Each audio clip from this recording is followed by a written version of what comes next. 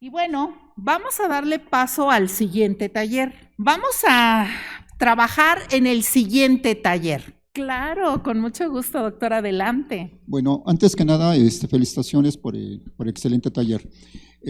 Para de los pacientes que pasaron ahorita con hipertensión arterial alta, normalmente dentro de la acupuntura se utiliza doblando la oreja a la mitad sobre el ápex, con una lanceta se pincha. En caso, debe de salir una gota de sangre en ambas orejas, derecha e izquierda. Eso va a permitir que libera la presión y en este caso va a ayudar mucho al paciente porque normalmente a veces no hay medicamento o se pueden encontrar en cualquier lugar. Entonces, baja en unos minutos y eso les va a salvar vidas. Entonces, pueden hacerlo con los dos, pero sí debe de salir mínimo una gota de sangre. En caso que no salga, se vuelve nuevamente a pinchar y hasta que se libera. Si libera más, que no se pueda frenar un poco de sangre, entonces sencillamente cuando hay una hipertensión más fuerte, entonces sí, ya con el algodón, con alcohol, pues ya se aplica y así ya va a cerrar, pero mínimo debe de salir una gota de sangre y eso salva a los pacientes. Muy bien, pues muchas gracias por su comentario, doctor. Normalmente esos comentarios o esas prácticas no las hacemos en la alopatía, entonces gracias, de veras agradecemos su comentario. Y bueno, vamos a dar paso al siguiente taller. Este siguiente taller nos va a parar de nuestros asientos igual, porque les vamos a hacer preguntas sobre esta identificación temprana de la enfermedad renal. Quiero presentar nuevamente al doctor Luis Alcocer y a su servidora, quienes vamos a estar interactuando con ustedes durante la siguiente hora para poder aprender a hacer esta estratificación. ¿Sí me ayudarán con la proyección, por favor? Ahí vaya, muy bien. Muchísimas gracias. Esta va a ser nuestra agenda, jóvenes. Esta muy breve introducción simplemente pretende recordar un poco los pasos que estuvimos revisando hace unos momentos. Vamos a presentar 2 casos clínicos y después un algoritmo práctico con mensajes clave. Fíjense bien que durante estos casos clínicos ustedes van a interactuar de manera importante, así que por favor, siéntense al lado del que más sepa, ¿no? Para que podamos contestar estas preguntas. Bueno, yo quisiera preguntarles a todos ustedes cuántos de sus pacientes que viven con hipertensión o viven con diabetes realmente saben que tienen daño renal. Así, siendo francos, levante la mano, ¿quién en sus consultorios de veras se ocupa de este aspecto del daño renal? Con honestidad. Vale, muy bien, muchas gracias, doctores. Bueno, fíjense que cuando nosotros terminemos de platicar con ustedes estos casos clínicos, ustedes van a ser capaces de poder identificar el daño renal tempranamente en estos pacientes Macarena. El acrónimo Macarena, como lo comentó el doctor Martín Rosas, pues es ese intento que hace Greta para que a ti no se te olvide el síndrome cardiorrenal metabólico neurológico hepático arterial periférico, etcétera, etcétera, etcétera. Aquí no podemos poner la música de Macarena porque nos van a regañar los académicos, pero bueno, cuando escuches esta música de Macarena, acuérdate de ese paciente que tiene daño a varios órganos. Esta diapositiva del tsunami silente realmente es una diapositiva extraordinariamente didáctica. Fíjate bien cómo, además de que nos dice la cantidad de personas adultas que viven con insuficiencia renal, aquí no están los niños, pero los niños también representan una población muy importante. Nos habla también del impacto tan importante que tiene la enfermedad renal crónica sobre el corazón y sobre todo el sistema cardiovascular. Hemos resumido de una manera muy didáctica al centro de la diapositiva el 6º signo vital en nuestro cuerpo, que es el cociente albúmina-creatinina, la necesidad de actuar cuando nosotros vemos estas alteraciones y evidentemente la nefroprotección siempre debe de hacerse de manera temprana. Este dato es importante porque el algoritmo integrado es el que ves en tu pantalla. Todos los pacientes con una sospecha de enfermedad renal evidente, como son los que están mostrados allí, y todos aquellos pacientes que no tienen una sospecha evidente, pero sí un factor de riesgo, tienen que pasar a hacer los estudios de escrutinio. El estudio de escrutinio básico, el electrocardiograma del riñón, es el cociente albúmina-creatinina y la estimación del filtrado glomerular, ya sea con cistatina C o con creatinina sérica. Y después, mirar la biopsia renal de los pobres, que es el examen general de orina. Si estas cosas están bien, están normales, el paciente se va a su casa tranquilamente y el siguiente año nos vemos. ¿Sí? Cistatina. Cistatina. Puede ser cualquiera de las dos. Quiero hacerles evidente esta idea de que esto de poner que la albúmina creatinina es el electrocardiograma.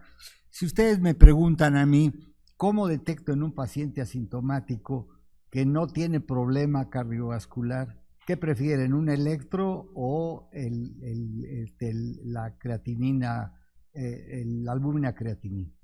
Pues es mucho mejor la albúmina creatinina. Un electro normal no quiere decir nada. Wow. Una persona con electro normal puede estar bien, puede estar mal, o quién sabe. Entonces, acuérdense bien de esto, porque todo el mundo tiene equivocado el concepto. Está muy bien, su electro salió muy bien, está muy bien. Un electro normal no quiere decir absolutamente nada. Un electro anormal es altamente positivo, es altamente seguro para asegurar que alguien tiene problema. Si el electro es anormal, la persona tiene problema.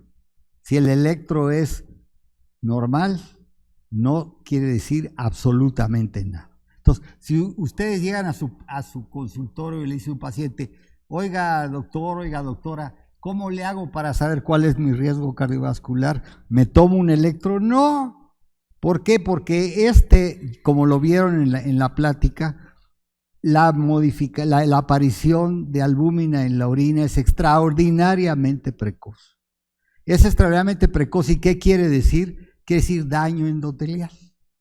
Entonces, como se le explicó claramente la doctora, la albúmina es de un tamaño muy grande y no pasa el endotelio. Si el endotelio está dañado, se le hacen agujeros más grandes para que nos entendamos y empieza a pasar la albúmina a la orina. Y pasa poquito. Bueno, eso mismo que está pasando en el riñón, está pasando en el corazón, en el cerebro, etcétera, etcétera. Entonces, el indicador más precoz de posibilidad de daño, especialmente del corazón, es esto, es la albúmina creatinina. Este es un concepto que nadie se acuerda y es fundamental y es regalado. O sea, lo único que tienen que tener es la tirita, lo miden. Si no hay albuminuria, desde luego hay que repetir a los 3 meses porque hay una gran variabilidad biológica en esto. Pero si tiene albuminuria, aunque no tenga ninguna otra cosa y aunque tenga el electro normal, ese es un paciente que empieza el riesgo cardiorrenal. Ahora, como les decía yo al principio, es muy importante cardíaco porque ese paciente tiene mayor probabilidad de morirse de enfermedad del corazón que de llegar a fases avanzadas del daño renal, porque el riñón aguanta más tiempo, el corazón se echa a perder más pronto que el riñón, de tal manera que precisamente este tipo de datos que se llaman, lo que estoy midiendo es cómo le va a ir al riñón. No, le va a decir cómo le va a ir al riñón, cómo le va a ir al corazón, y le va a ir más pronto al corazón que al riñón. Entonces, por eso lo llamamos el electro del riesgo, el electrocardiograma del riñón y el electrocardiograma para el paciente del riesgo cardiovascular. Quise insistir en eso porque es un concepto que no está muy claro, que no se define claramente. Y hay que afinar ahora nuestras posibilidades. Es más, es muchísimo más barato eso que un electro. Si les regalan el aparatito y en el aparatito, en el momento en que la toman, no tiene arritmias, no quiere decir nada, porque hace 10 minutos pudo haber tenido una arritmia y ahora no. Si la tiene en ese momento, entonces sí tiene arritmia. Entonces, es muy importante que tengan este concepto de cómo deben manejarse los resultados del laboratorio. Muchas gracias, doctor Alcocer. Creo que nos ha quedado más claro, ¿verdad? Bien, su majestad del riñón siempre será más expresiva, ¿no es cierto? El emperador, que es el corazón. Bueno, ese es nuestro diálogo habitual. Bueno, muy bien. ¿Qué vamos a hacer en el taller? Vale, esos son los pasos que vamos a seguir con los casos clínicos. Primero, vamos a identificar el riesgo del paciente. ¿A quién le debo buscar la enfermedad renal crónica? Así que no esté solito, por favor, júntese con alguien más para que puedan hacer sus comentarios en equipo. Segundo, vamos a estratificar el riesgo, interpretar rápidamente los exámenes de laboratorio que les vamos a mostrar. Sí, ¿me ayudan por favor con la imagen, si son tan amables?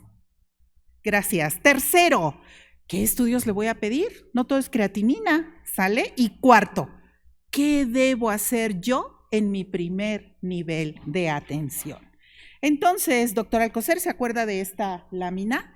El doctor Alcocer nos habló claramente del paciente que vive con hipertensión y vive con diabetes, pero acordamos y estamos en el contexto de que no todo es hipertensión y diabetes. También tenemos enfermedades glomerulares primarias y secundarias y tenemos alteraciones túbulo-intersticiales primarias y secundarias. Esta lámina resume todos esos focos rojos que tú debes de tener en tu consulta. Segundo, adelante, doctor.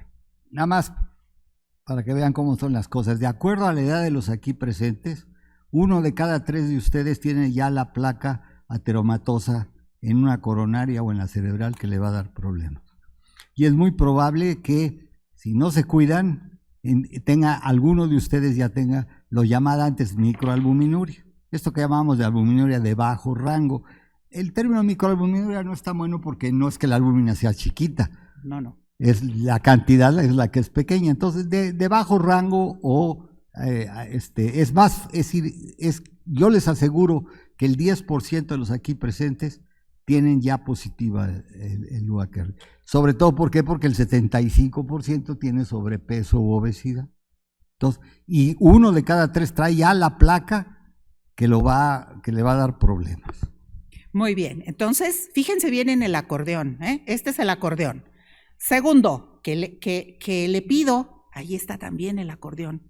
Échenle un ojote, ¿no? Tómenle una foto o alguna cosa. Siempre es más didáctico saber o decidir qué pedir cuando lo estoy viendo, ¿no? Entonces, tómale una foto. Los marcadores de daño renal no son solamente la albuminuria y la disminución de la tasa, sino todo lo demás que ves ahí. Y bueno, luego lo que te voy a pedir que hagas es que estratifiques el riesgo cardiorrenal con base a este semáforo y finalmente te voy a pedir que por favor nos expreses qué harías tú. ¿De acuerdo? Fíjense, volvemos a la tablita anterior. Todo el mundo siempre pregunta, ¿cómo calculo el riesgo cardiovascular? Uso la tabla del SCORE, uso la tabla. Esta es la mejor tabla que hay, porque esa es la que precisamente incluye a la albuminuria. Y como les dije, la albuminuria es un marcador extraordinariamente temprano de riesgo cardiovascular. Yo soy cardiólogo y estoy más apasionado por esta tabla que ella, que es nefróloga. ¿Por qué? Porque a mí me da más información que a ella. O sea, si mi paciente está mal aquí, yo sé que el problema que el más cercano que tiene es el corazón. Si lo hago vivir, interviene ella. Pero para que intervenga ella, tuvo que tener mucha suerte el paciente o tuvo que haber intervenido un cardiólogo. Tuvo que haber detenido el riesgo cardiovascular, pero dejar que el riesgo renal continuara, porque eso lo vemos continuamente. Así es, tiene razón. Pero bueno, Hoy le daré la razón. Gracias. No es cierto. Bueno, muy bien. Entonces, fíjense bien. Consta que ya vamos a empezar con el primer caso clínico, ¿eh? Ahí está el micrófono está al frente y bueno, ¿todos se conocen? No. Bueno, pues entonces agrúpense por estatura o por lo que quieran para que podamos Igual ninguno se platicar. conoce y creo que ninguno se conoce su riesgo cardiovascular. Oh, muy bien. Vamos a pasar entonces al primer caso clínico. Este primer caso clínico es una detección clásica del daño renal. Fíjate bien. Abran por favor sus gargantas y piensen ustedes si le evaluarían la función renal a Filiberto, que tiene 56 años. Tiene un trabajo muy peculiar en Pemex. Créanme que yo nunca en la vida hubiera sabido que existía esta profesión, ¿no? Ser tubero. Cuando el paciente me dijo, es que soy tubero, dije, uy, ¿cómo? Es cardiólogo, dice Héctor. En los pozos de exploración les dicen changos, porque Bueno. se suben por el tubo para perforar, todos son tuberos, sino les dicen changos en el argot petrolero. Está bien. El caso es que este señor trabaja en estas plataformas de Pemex como chango. Es hipertenso desde hace 7 años, está tratado con un calcio antagonista de hidropiridínico, tiene diabetes desde hace 9 años y está tratado con metformina. Su índice de masa corporal está en 31 y el promedio de 2 de 3 mediciones en el consultorio fue de 132/86. Su frecuencia cardíaca en reposo fue de 87 latidos por minuto y el paciente fue completamente asintomático. ¿Qué opinan? ¿Les parece que Filiberto es un buen candidato para medir el daño renal? Ahí está el micrófono. Doctoras, por favor, vamos. ¿Qué opinan? Gracias. Pienso que es un paciente que sí amerita un estudio renal porque tiene varias comorbilidades. Okay. 1, el sobrepeso. 2, la hipertensión de muchos años de evolución. Y además, en las cifras que se le toman, está ligeramente elevado, para mi gusto. Y por el problema de que es diabético e hipertenso. Y la diabetes con metformina, pues también no sabemos qué tan bien o mal controlado porque no tenemos una hemoglobina glicada o algún otro estudio que nos diga que está muy bien controlado. Perfecto, Entonces, doctora. Sí, es un paciente totalmente candidato para estudio renal. Ok, la otra doctora que alzó la mano. ¿Algo que quiera agregar, doctora? Allá está el micrófono, córrale, sirve que no nos trombosamos hoy. Probablemente tenga afectación cardíaca porque tiene frecuencia cardíaca de 87 latidos por minuto. Aun cuando sea asintomático, eso es también un parámetro que tendríamos que evaluar para ver si tiene otros factores de riesgo asociados a lo que ya había comentado. El paciente, por supuesto que es candidato a evaluar, los factores de riesgo de daño renal, pero también de los problemas metabólicos. Muy bien, muchas gracias, doctora, córrale. Acuérdense que son tres cosas las que tenemos que comentar. Por el tiempo de evolución también de la diabetes e hipertensión, también pues ya hay daño endotelial y ese daño endotelial pues también daña a la microcirculación, entonces pues sí, es candidato. Muy bien. A ver, un caballero que nos quiera comentar qué estudios le solicitaría. Doctora, usted primero. Agregando un poquito más ahí, pues la edad y la exposición posiblemente al plomo porque trabaja en ese tipo de área, está ocasionando también una intoxicación. Y la otra, posiblemente también el daño endotelial por los años de evolución de la diabetes, pues no sabemos qué tanto si tenemos problemas de retinopatía a nivel renal, vascular. Perfecto, doctora. A ver, doctor, adelante, córrale el micrófono. Bueno, pues es que aquí como menciona, dice que tiene tratamiento de 9 años con metformina. Nuestra norma oficial mexicana dice que como máximo son 4 años en tratamiento con metformina, posterior tiene que ya incluir la insulina, entonces ya debe de haber un daño renal en este paciente y posterior se le tiene que hacer una solicitud ya de un examen general de orina para ver si no hay proteinuria, o sea, para ver que, ahora sí como usted comentaba, la biopsia renal de los renal pobres. de los pobres. Oiga, Sí. doctor, ¿usted me pudiera resumir qué estudios le pediría? Pues el examen general de orina, porque pues el electrocardiograma ya no aplicaría y soy enfermero. Ok, solo un examen general de orina. Vale. ¿Alguien más? El cociente, ¿ok? Allá,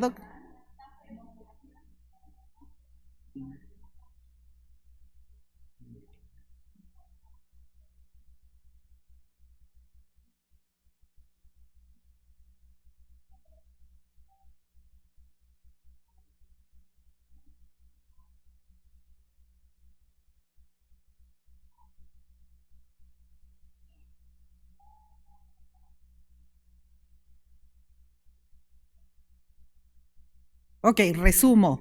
Le pedirían un ego, un cociente albúmina creatinina, le pediría usted una química sanguínea para ver cómo está todo lo demás. ¿Alguien más le pediría alguna otra cosa? ¿Una hemoglobina glicada? No, hombre, ya ve, doctor. Creo que les dimos muy bien la clase. ¿Alguien más? Un perfil de lípidos, perfecto. Bueno, vamos a mostrarles cómo salieron los exámenes de este paciente. ¿Qué les parece? Véanlos, por favor, y quiero que me contesten la siguiente pregunta.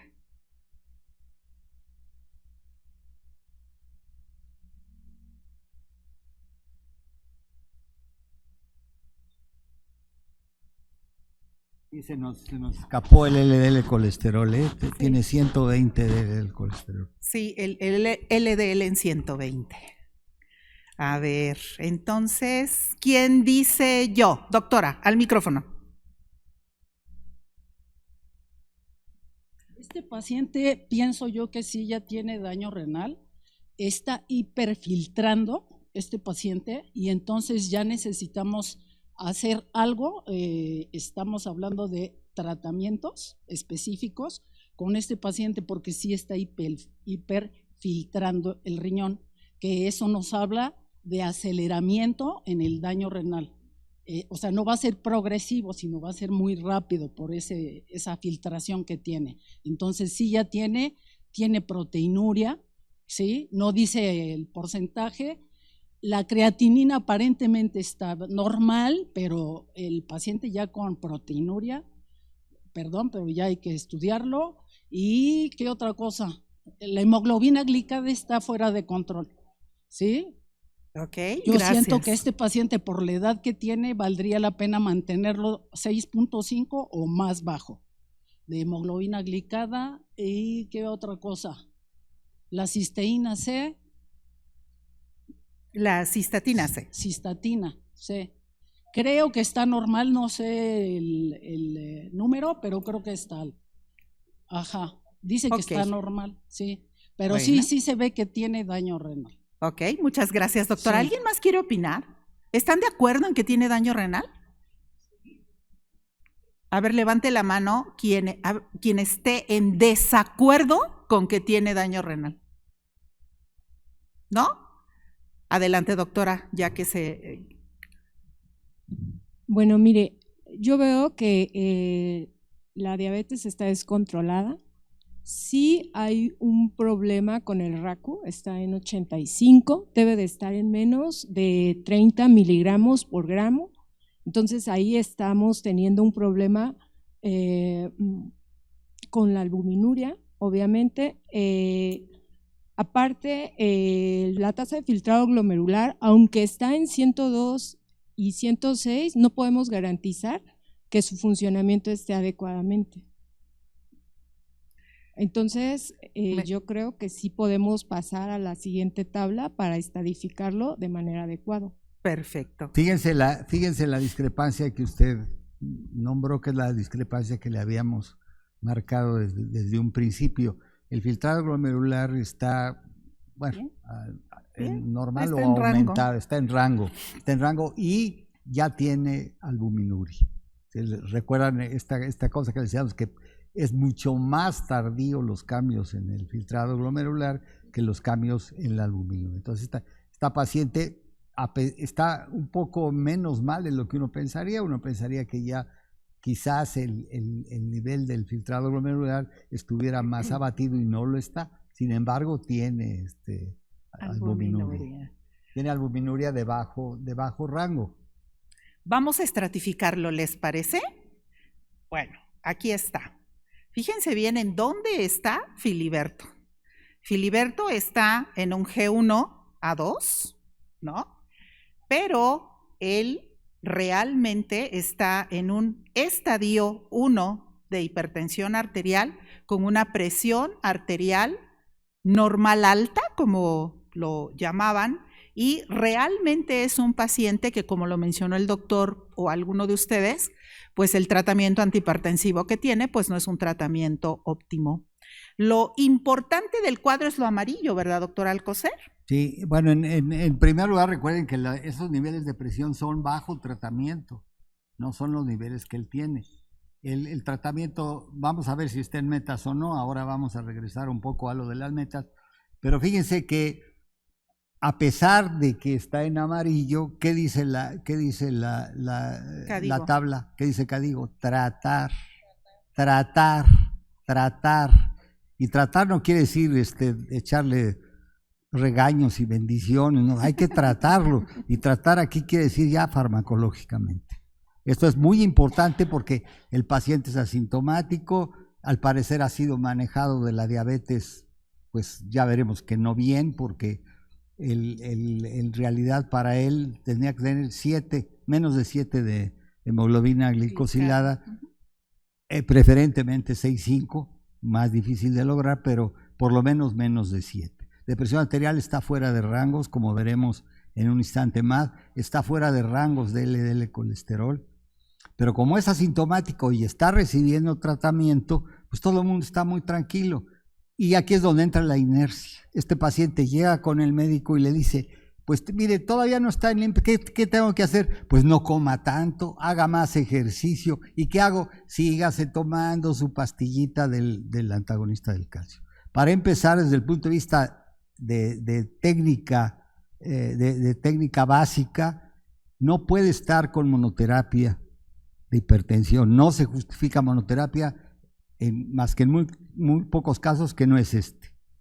Segundo, tampoco se justifica monoterapia en diabetes con los años que tiene, como lo mencionó muy claramente el doctor. No necesariamente insulina, ha cambiado el aspecto, pero no puede estar con metformina solamente y manteniendo esos niveles de hemoglobina glicosilada.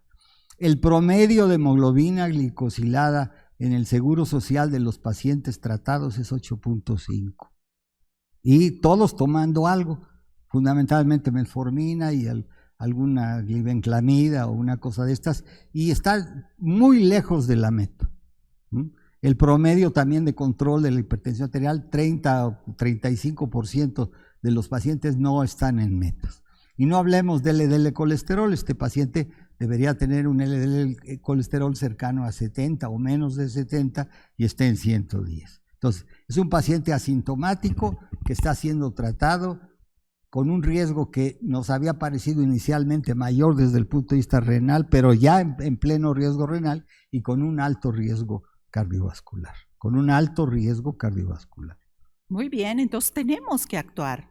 Y tal como nos explicó el doctor Alcocer, pues las cosas sí es necesario cambiarlas, el estilo de vida, aunque siempre es necesario, muy pocas veces ha sido suficiente. Y bueno, sí tenemos que incidir en estos aspectos, tal como nos indicó el doctor Alcocer, pero lo más importante es llevarlo a la meta nefroprotectora siempre y cuando el paciente lo tolere.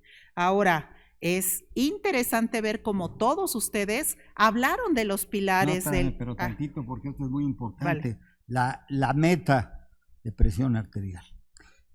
Hay discusión todavía en las distintas guías La Sociedad Europea y la AJA permiten sistólicas, sobre todo la AJA, un poco más altas, de menos de 130. KDIGO pide para este tipo de pacientes menos de 120. Y la presión arterial diastólica cercana a 80. O sea, este paciente debe tener menos de cercano a 120, menos de 120-80. Esa sería la meta a lograr si la tolera. Cosa que es imposible con un solo medicamento, no se logra jamás con un solo medicamento. Hemos apretado mucho las metas de hipertensión. Decía, bueno, con que lo tengan por abajo de 140-90, no, porque no alcanza todo el beneficio que se alcanza con el tratamiento. La razón de ser del tratamiento no es bajar la presión, la razón del tratamiento no es bajar el azúcar, no es bajar el colesterol, la razón del tratamiento es que el paciente viva más años y viva sin complicaciones y evitar complicaciones. Entonces, para evitar complicaciones, ya hay miles de estudios ahora muy bien hechos que hay que mantener el paciente cercano a 120-80. Esa es la idea, sobre todo en este tipo de pacientes, y para el daño renal es fundamental y no lo logramos con antagonista del calcio. Luego, estos pacientes, por definición, todos deben tener como base bloqueo del sistema renina-angiotensina-aldosterona. Entonces, este paciente está pésimamente enfocado. Bueno, y como habíamos dicho en un principio, ahora lo que cuesta mucho trabajo que entendamos, si no lo mantenemos en metas con los tratamientos convencionales que todos aceptamos, nadie dice que no hay que usar medicamentos antihipertensores o que haya que usar estatinas, pero todo el mundo dice, ¿pero cómo? ¿A este tipo de pacientes le vas a poner ya un SGLT1? ¿Vas a usar un bloqueador de la aldosterona de los nuevos? ¿Vas a darle un GLP-1 si apenas está pasadito de peso? Pues el cambio que exigen ahora todas las guías, porque esto no es una idea ni de la doctora, ni mía, ni del grupo Greta, son todas hay que intervenir ya, y hay que intervenir con los 4 componentes desde un principio. No hay que esperar que como este no le funcionó, le agrego este otro. Entonces, bloqueo del sistema renina-angiotensina-aldosterona. Prácticamente da lo mismo hacerlo con inhibidores de la ACA que con bloqueadores de los receptores de angiotensina.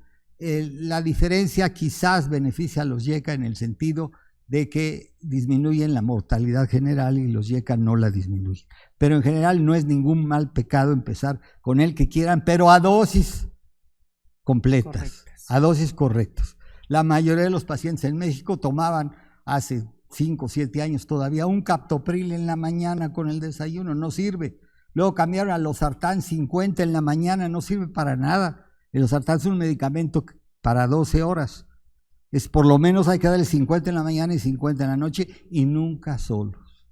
Y nunca solos. Los SICGLT2 hay que empezarlos muy desde el principio. Este paciente tiene clara indicación para el empleo de los SGLT2 por todos los beneficios que sabemos de protección renal y protección cardiovascular. GLP-1, bueno, el paciente tiene sobrepeso, lo va a ayudar en ese sentido, pero el GLP-1 es especialmente protector del aspecto cardíaco. Es el medicamento ideal para eso. Y luego el bloqueador de la aldosterona no esteroideo es muy importante. ¿Por qué? Porque los resultados de los estudios muestran que la combinación de bloqueador de los receptores mineralocorticoides o de la aldosterona junto con los ICGLT2 ahorra una enorme cantidad de vidas, retrasa el deterioro del corazón y retrasa el deterioro del riñón. Entonces, no hay que pensar solamente en las cifras. No, pues este paciente está más o menos bien, con que le suba tantitito esto o con la metformina y se va. No, porque nuestro objetivo es que este paciente viva más años. Manteniéndolo como está, así como está ya medio controlado, todavía tiene una pérdida de años de vida de aproximadamente 8 años. Este paciente tratado así va a vivir 8 años menos y los últimos 3 los va a pasar de la patada. Va a estar en diálisis o va a estar con daño cerebral importante o va a tener un infarto o va a estar en insuficiencia cardíaca que no puede dar 2 pasos. Y no es para mañana y no le va a dar el accidente vascular cerebral porque hoy le subió la presión arterial, ni le va a dar el infarto porque hoy hizo un coraje y le subió la presión arterial. Es porque lleva años de esta manera. Y estos son los más engañosos porque es un paciente tratado. Si fuera un paciente que no está tratado, todavía lo creeríamos, pero este paciente está tratado y desde hace años, tratado de una manera incompleta. Eso es lo que se llama tratamiento ineficaz, que indica inercia. Es culpa de nosotros, es culpa de no ajustar, de no hacer el esfuerzo siguiente o de achacarle al paciente. Claro, no baja su hemoglobina glicosilada porque sigue comiendo muchas tortillas. Les tengo la noticia, va a seguir comiendo tortillas, le digan lo que ustedes le digan, porque cambiar los hábitos de un adulto para siempre es imposible. Cambiarlos para los siguientes 2 meses porque se asustó, sí, cambiarlo para el resto de la vida es imposible. Entonces, nada es que usted come muchas tortillas, come menos tortillas, no, tiene que completar bien el tratamiento antidiabético. ¿Correcto? Esos son los mensajes que hay que tener muy en cuenta porque no es la manera en la que fuimos educados. La manera en que fuimos educados, no. Y además esto es muy caro. O no lo tenemos en el Seguro Social, ya lo tienen en el Seguro Social. Nos costó un trabajo enorme, algunos del grupo, muchos de nosotros, convencerlos de que cuando estaban cuando dejaran de comprar los medicamentos que estaban comprando para la diabetes y la hipertensión, iba a ser un enorme ahorro para la seguridad social. ¿Por qué? Porque ¿de qué está ahorita ahorcada nuestros hospitales de pacientes en insuficiencia renal en fase avanzada, de insuficiencia cardíaca con infartos? Y eso es carísimo, como lo vieron en la mañana. Entonces, esto hay que empezarlo porque es muchísimo más barato. Muchísimo. Pague quien pague, esto es mucho más barato. ¿Ok? Muy bien, pues vean qué interesantes conclusiones pudimos tener aquí. Pero, ¿qué le parece, doctor Alcocer, si avanzamos a esta mujer? Usted es mi jefa y yo estoy muy educado a atender las órdenes de las mujeres. Él es mi jefe. Bueno, déjenme les presento a Fabiola. Fabiola tiene 68 años, es cantante de ópera y, bueno, ella sabe que tiene diagnóstico de intolerancia a la glucosa, de presión arterial alta, 138/86 en el consultorio. Ella, todas las veces que ha ido con su médico, pues nunca ha tenido una cifra por arriba de 140/90. Debido a que Fabiola tiene un problema en sus rodillas, utiliza de una manera frecuente los AINES y se los toma como dulces, ¿no? Ella no tiene ningún diagnóstico previo de enfermedad renal crónica y su índice de masa corporal está en 28.9. ¿Qué harías? ¿Le solicitarías algunos estudios renales o la tranquilizarías? ¿Quién quiere tomar el micrófono? Vamos, jóvenes, anímense, por favor, adelante. Doctora, vamos, doctora. Ya ven por qué siempre le da caso a las mujeres, siempre tienen la razón. Qué bueno que lo dice en público, ¿verdad? De inicio a la paciente sí le pediría estudios generales, una química sanguínea de 45 elementos de preferencia para que tenga perfil de lípidos, hepático, todo. Porque ella tiene antecedente de una TA elevada y de intolerancia a la glucosa. Esa intolerancia habría que ver si es diabetes, prediabetes o alguna otra situación que también afecta a la función renal. Pero aquí primordialmente los AINES. Los AINES son nefrotóxicos y principalmente los que utilizan los pacientes para el dolor, ibuprofeno, naproxeno, entonces son altamente nefrotóxicos, habría que ver porque eso sí puede causar daño renal de inicio, aunado a todo lo demás que tiene. El IMC es de 28, sobrepeso, pero aún así ya se tiene que empezar a valorar esta paciente porque sí tiene alto riesgo renal y tal vez cardiovascular. Muy bien, entonces tú no la tranquilizarías.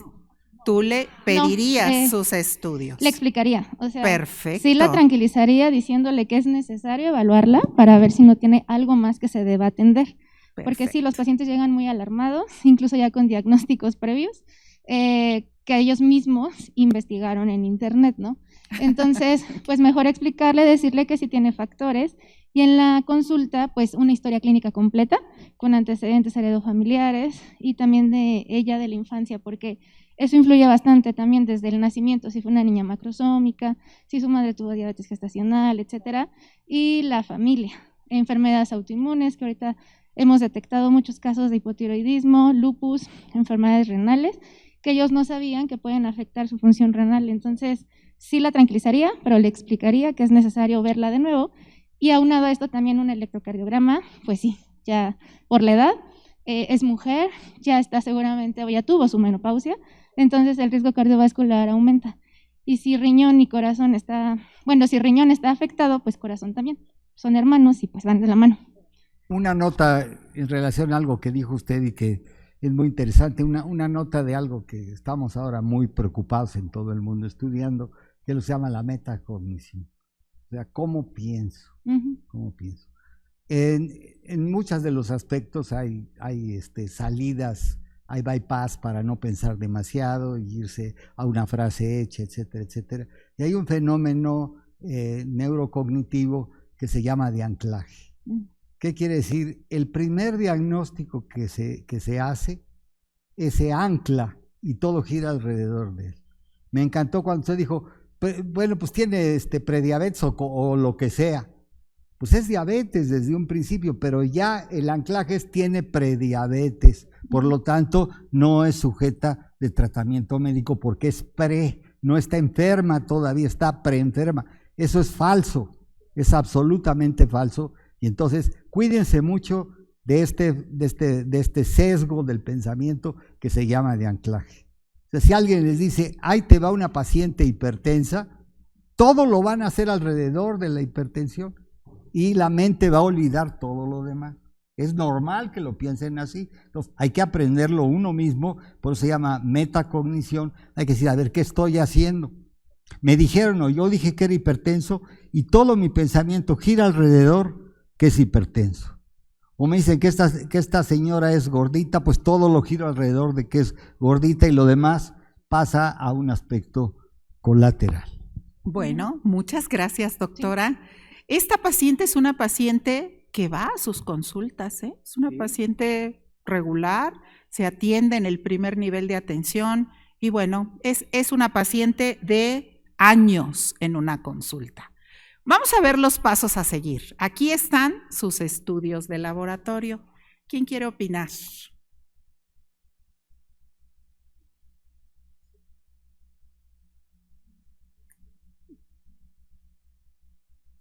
¿Qué les parecen los? Adelante, doctor, por favor. Qué bueno, vamos a escuchar otro caballero. Adelante, doctor. Muy bien, pues estamos valorando que ya tiene presencia de proteínas en el examen general de orina, ya está fallando la tasa de filtrado glomerular. Si estadificamos, está en un código 3A, entonces tendríamos que hacer la nota de referencia, yo creo que a su especialidad, ¿no? ¿Qué otra cosa observó en los exámenes? Solamente… La hemoglobina glicosilada podríamos considerar que está en metas si nos basamos en la ADA de 20-26 en un paciente adulto mayor. No, pero no está con tratamiento. No, ella no tiene tratamiento. Me regreso tantito. Como solo tiene el diagnóstico de intolerancia a la glucosa, presión arterial alta, lo único que toma son AINES, ¿no? Entonces, eso forma parte de sus factores de riesgo, ¿no? No, ya, arriba de 6.5 en adelante. Es diabética. Todo es diabético. Hay que llamar fases iniciales de la diabetes a lo que se llamaba prediabetes, porque ¿por qué le bajan el peligro a eso? Si usted es prediabético, no es prediabético, está ahí, son las fases iniciales de la diabetes. Por eso también no se llama prehipertensión, es las fases donde hay presión arterial elevada, si ustedes quieren hablar de 140-90 para poner el margen de hipertensión, son conceptos antiguos. Este es un proceso y además ya lo vieron. A ver, si tiene 140-90 es hipertenso y si tiene 139-85 no es hipertenso. ¿Vieron el número de tomas que hicieron y ninguno era igual? Entonces hacen el diagnóstico por 1 milímetro de mercurio con una técnica que es malísima, malísima, ya lo vieron, lo estuvieron viendo. Todos aparecieron en todos presiones totalmente diferentes. Entonces no se puede ser tan estricto en poner puntos de corte tan rotundos. Esto sirve desde el punto de vista de medicina, digamos, de salud pública, pero en la práctica diaria este paciente va en el proceso de la diabetes. Bueno, ya está, clásicamente la diagnosticamos como diabética. Sí. ¿Algo más que les llame la atención, doctores? Adelante, muchas gracias, doctor. Adelante, doctora. Bueno, el criterio de la hemoglobina glicada sí ya es alta, entonces ella no se conocía con diabetes, sin embargo, ya de acuerdo a las guías ADA, pues de 6.5 en adelante se consideraría diabetes, pero hay que confirmar. Entonces yo le solicitaría una curva de tolerancia a la glucosa, que es el estándar de oro. Eso, aunado a que pues ya sus niveles de creatinina sérica pues están en 1.1, que al calcular la tasa de filtrado ya me da una tasa baja para su edad, entonces ya no sería una tasa normal.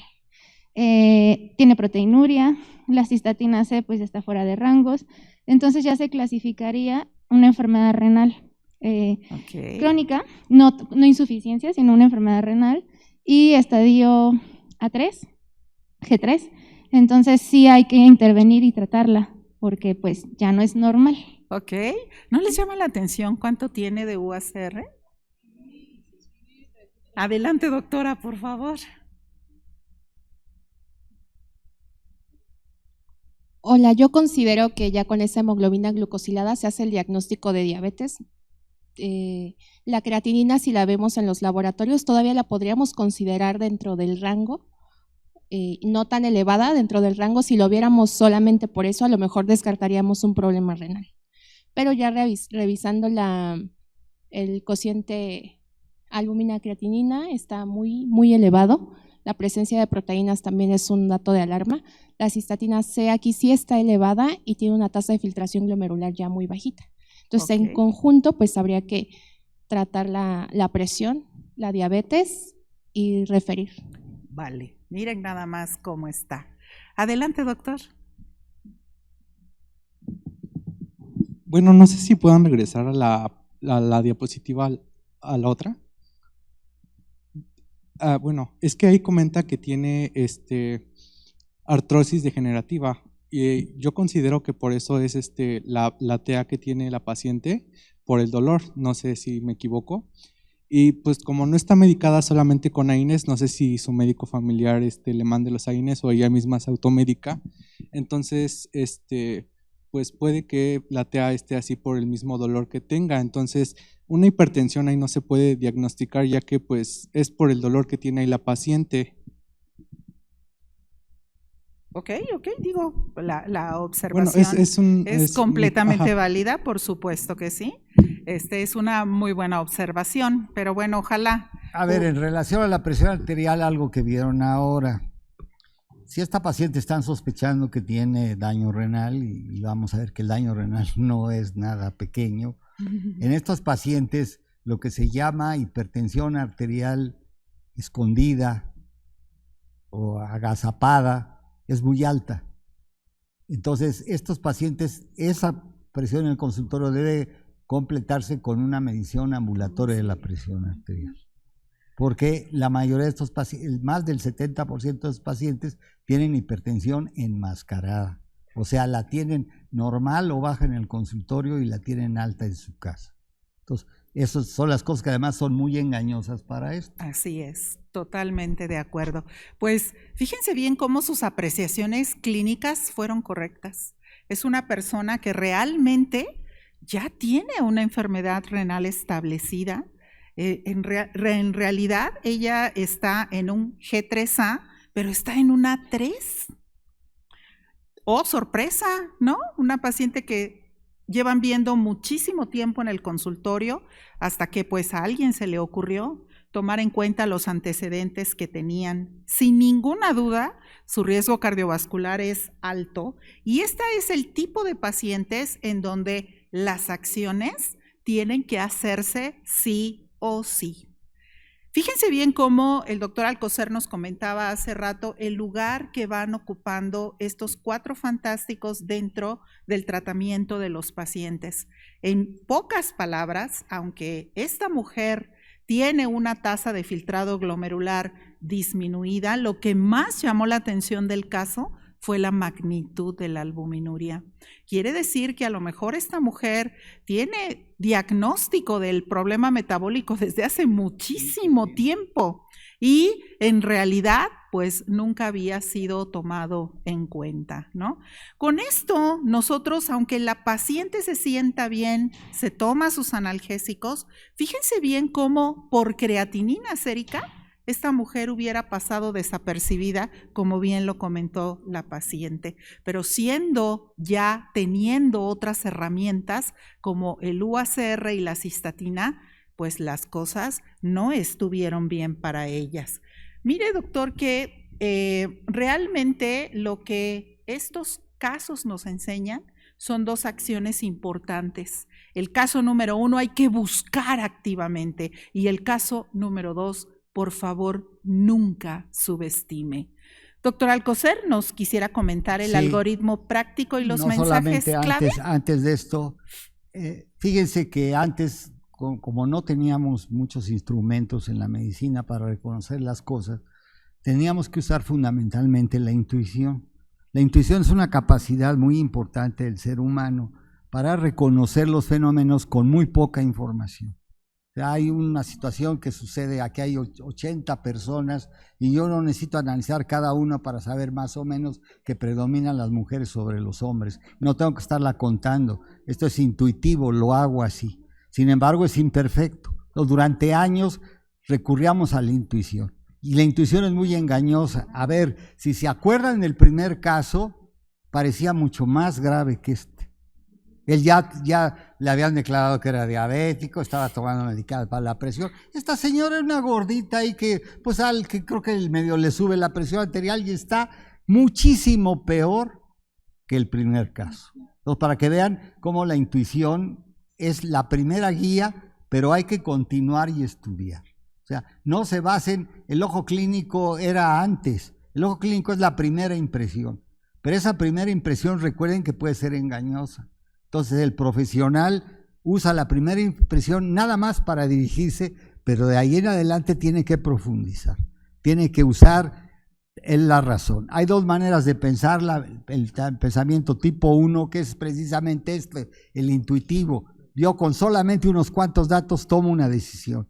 Eso es rápido, me da mucho gusto, me siento muy contento porque hice el diagnóstico. Y el otro, el de la racionalización, tengo que pensar, tengo que mandar a hacer estudios, me cuesta mucho trabajo, entonces mi cerebro normalmente prefiere el 1 al 2. Prefiero trabajar menos, gastar menos glucosa, sentirme muy bien porque ya hice el diagnóstico y no pensar. Fíjense que por eso escogimos esos 2 casos, porque el primero intuitivamente, si los ponen los 2, sin meternos más adentro, de primera instancia nos hubiera parecido que esta está mucho menos mal que el otro señor. Pues no, esta señora está muchísimo peor que nuestro amigo el chango. O sea, la gordita cantadora está perdida y el chango no está tan mal como pensaba. Muy bien. Muy bien, señores. Vean por favor este cuadro, ahorita le doy la palabra, doctora. Este cuadro marca la ruta crítica que debemos de seguir. No es tan complicado. No. Es un asunto realmente de querer tener un pensamiento tipo 2. Busquemos intencionadamente, por favor, hagamos proactivamente la búsqueda de esta enfermedad en aquella población totalmente susceptible. Diagnostique, estratifique y siéntase cómodo con el inicio de los tratamientos. Ustedes y nosotros estamos en la misma capacidad intelectual para hacer prescripciones correctas en beneficio de los pacientes. Y para cerrar, voy a darle la palabra a la doctora que levantó la mano. Adelante, doctora. Allá está el micrófono para que todo el mundo la oiga.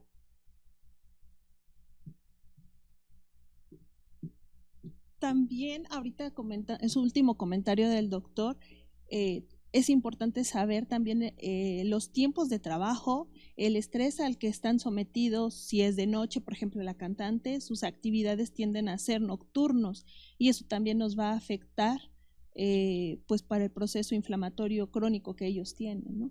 Perfecto, sí, claro, eso es muy importante. Adelante, doctores. Ese comentario es muy importante porque es probable que el factor que hace que esta gordita esté mucho peor que nuestro amigo el chango sean precisamente la toma crónica de antiinflamatorio. Bueno, así les dicen en Petróleos. Yo nunca volví a Petróleos, pero hice mi servicio social en un campo de perforación y conozco perfecto. Y además ellos lo dicen con orgullo, soy chango, porque además les pagan muy bien, por cierto, o les pagaban antes. Entonces, esto es muy importante porque esta paciente tenemos que pensar, por ejemplo, en ella, ¿qué vamos a hacer con esos analgésicos? Ella la va a seguir tomando, claro. Los va a seguir tomando y probablemente es lo que haga la diferencia. Entonces, esa es precisamente nuestro papel paramédico. Entonces, tenemos que resolverle el problema, hay que ver. Como decía el doctor, hay que estudiarlo, a ver cuál es su problema para tratar de quitarle el dolor de otra manera, mejorar la situación porque pues eso es un factor desencadenante muy importante. Entonces, completar. Y el último aspecto que les quería yo hacer mención es sobre esta forma de cómo pensamos. Hay que hacer el análisis propio de cómo estoy pensando. Como me enseñaron a pensar, es una manera muy cuadrada. Los médicos somos educados de una manera en la cual se predomina el pensamiento uno. A ti te enseña, si hay esto, haces esto. Si haces esto, haces esto otro. Y ni le pienses, ¿eh?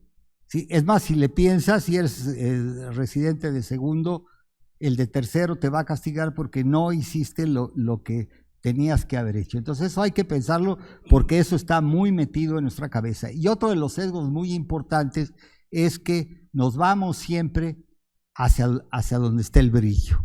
Hay un viejo cuento judío que dice que pierde el Señor las llaves del coche y entonces le dicen, oye, pero ¿por qué estás buscando las llaves del coche que se te cayeron allá y las estás buscando acá? No, es que aquí hay luz, está bajo el farol y allá está en oscuridad. Entonces así estamos nosotros, vamos a buscar la enfermedad a donde está la luz, no donde está el problema. ¿Por qué? Porque nos llamó la atención. En el otro señor nos habrá llamado la atención un punto. Tengan mucho cuidado con eso. La mente tiende a engañarlos. El pensamiento general o la lógica, el profesional debe dudar de la lógica. No piensen con lo que les parezca muy lógico, inmediatamente duden. Inmediatamente duden. Esto se ve muy claro, esto se ve muy lógico, duden, porque lo más probable es que no sea cierto. Si la lógica funcionara, ¿para qué existiría la investigación? Si cada vez que yo hago esto sucede esto, y eso es lo lógico, ¿para qué uso la investigación? Terminamos. Pues esas son las conclusiones. Muchísimas gracias por su tiempo. No queremos dejar pasar la oportunidad de presentarles a Rita. Todo el que quiera participar en Rita, por favor escríbanos, nos será verdaderamente un placer el que estén con nosotros. Perdón, doctores, adelante.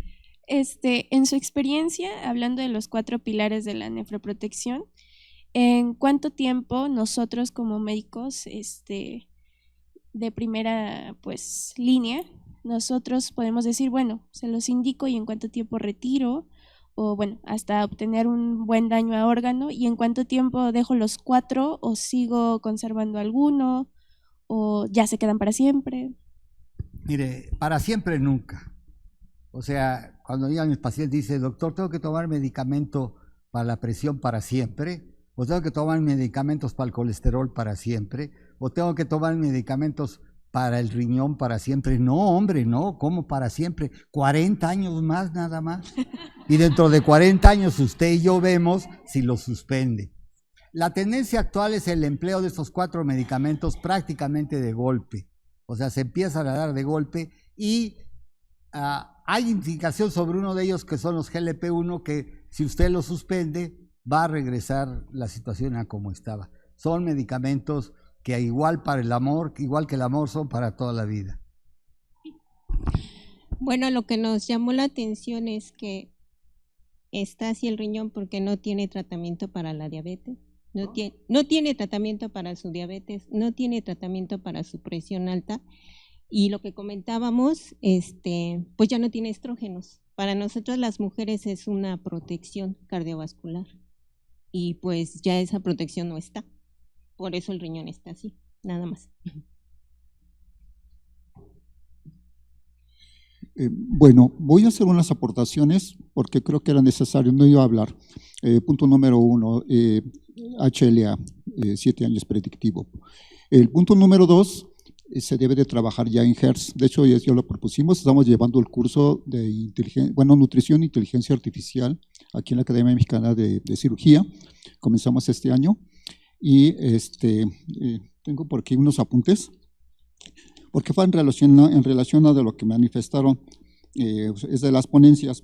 Por ejemplo, lo que es para el dolor, se utiliza 174 Hz. Esto estuve investigando hace rato y lo completé que estos 174 Hz también sirve para el estrés. Entonces, por ejemplo, el corazón normalmente trabaja a 5 Hz, la tierra trabaja a 5 Hz. Entonces, como podemos ver, la naturaleza también trabaja en Hz cuando está bien. Cuando está mal, trabaja de una forma diferente. Hay diferentes frecuencias, por ejemplo, del corazón, 639 Hz. Esa es otra forma de chakra, porque también manejo. A lo que voy, que sencillamente yo me dedico a lo que es al área de investigación en genómica genética. Llevo 27, 28 años investigando esto, ha sido pausado. De lo que acaban de ustedes de mencionar, normalmente yo trabajo con muestras de cabello y tengo muestras desde el año 1998 hasta la fecha. Y lo que he visto de la población en general, normalmente casi un 95% hay problemas, tanto renales, hay de corazón, hay de cuestiones de cerebro, bueno, hay infinidad. Normalmente lo que llega a variar aquí es el porcentaje en salud y en enfermedad de los pacientes. Entonces, todo esto… Doctor, ya tenemos que cerrar. Si pudiera acotar su comentario. Sí, a lo que voy, que sencillamente están inactivos. Punto número 1, se debe de trabajar la paleogenómica, paleogenética, y hay investigaciones sobre esto, sobre la cultura teotihuacana en México, publicado en la UNAM. Eso nos va a ayudar a dar un salto mucho mejor y aprovechar que vamos a tener aquí medicina espacial durante este año. Entonces yo creo que esta combinación de todas las medicinas nos va a permitir sencillamente un avance aquí en México mucho mayor. Muchas gracias, doctor. Bueno, pues vamos a darnos un aplauso todos. Muchas gracias por haber participado y ahora sí, viene el momento del doctor Galván. Ándale, pues. Bueno, primero quiero agradecerles a todos de parte de la Academia Nacional de Medicina, a Pronadameje, a Omron Academy y también a Armstrong, este excelente taller, la verdad, creo que hemos aprendido mucho. Y bueno, les decía desde un principio a todos los que se quedaron que vamos a rifar, vamos a preguntar. Aquí está nuestra interventora de actividad de gobernación, la doctora Palomo, es la que va a decir quién contestó primero y más rápido. ¿Sí? Entonces pónganse abusados.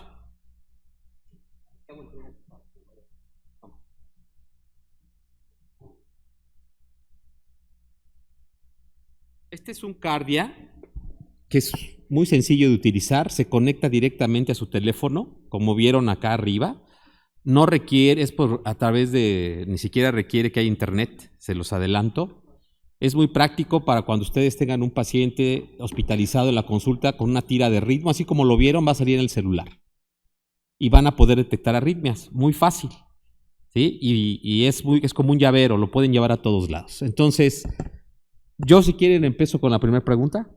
Y el que conteste bien y rápido, ¿sí?, es el que va a ganar. ¿Cuál es, de acuerdo a lo que platicamos, la presión de pulso para decir que un paciente tiene alto riesgo cardiovascular en los pacientes adultos? A ver, doctora. No, esa no es la presión de pulso, mal. La de atrás. Eso, doctor. ¡Bravo, bravo!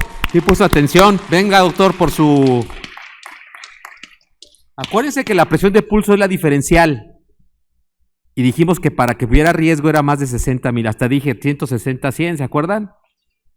Eso. Muy bien, doctor. Muy bien. Gracias, qué bueno que participaron, ¿eh? No importa. Es mejor que se paren porque de aquí no se puede ver el escenario. Entonces, mejor párense porque allá el doctor está Perdón. la mano. No aparta. Párese rápidamente y diga la respuesta. Ok. A ver, ahora sí, doctor Alcocer, si quiere hacerse una pregunta, por favor.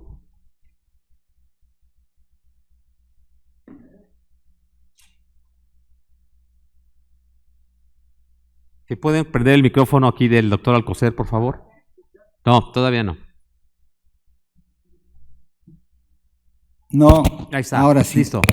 ¿Cuál es la meta de presión arterial para un paciente diabético con hipertensión arterial, con dislipidemia, con daño renal y de más de 70 años? ¿Cuál es la meta para él? A ver, doctora Silvia, ¿quién fue el primero que se levantó? Presión. El que está enfrente de la cámara, ¿verdad? ¿Cómo te llama? A ver, doctor, ¿cuál es? Dice que 120/80. Menor de 120/80, correcto, es igual que para todos. En el excelente, doctor, bravo. Es igual que para todos. Pase por su cardia. Doctora Palomo, ¿nos puede usted decir una pregunta, por favor? ¿Cuál es el valor limítrofe del cociente albúmina? Se le va a ver, espérate. ¿Quién? A ver, ¿quién? Espérense, a ver. Primero, ¿quién? A ver, ¿quién es el que... Ahí ya, usted, doctora.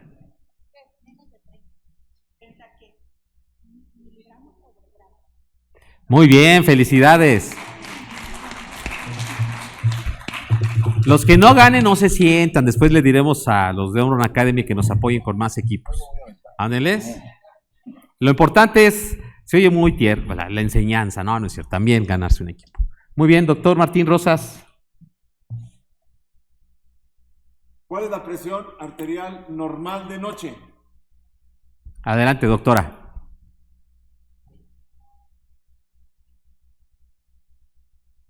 No, a ver. No.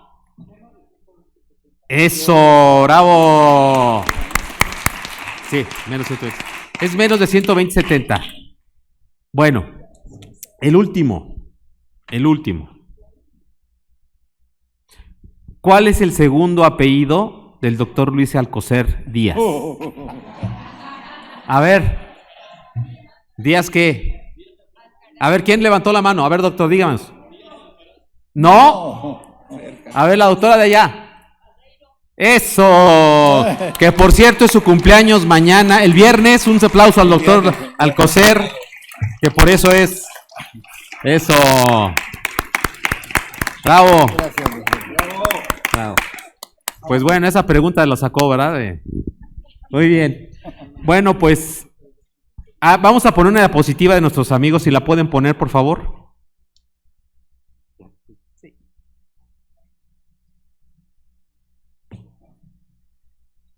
Si pueden poner la última diapositiva del doctor y pase, por favor, doctor, sin problema.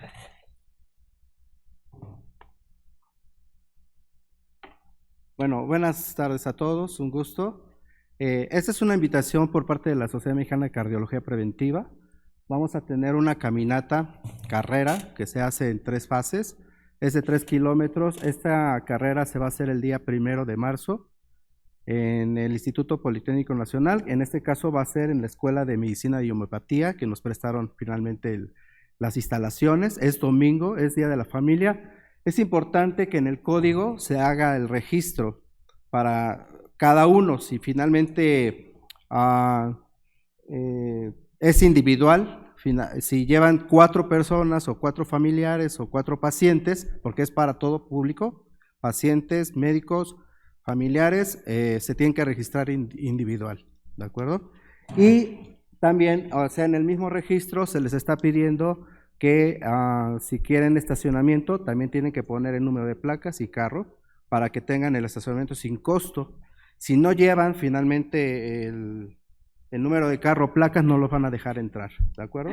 Muchas gracias por su atención. Gracias, doctora. No, hombre, de qué bravo.